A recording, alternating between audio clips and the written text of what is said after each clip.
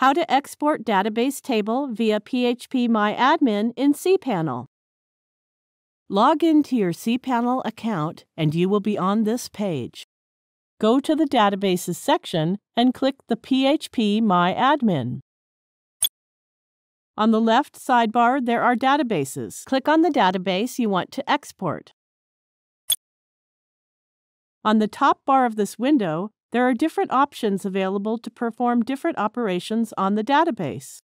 Go and click the Export button.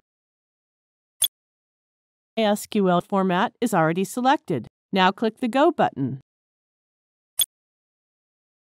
If your browser is Chrome, you can see the downloaded file here. Now you know how to export database tables to your computer. Thank you for watching.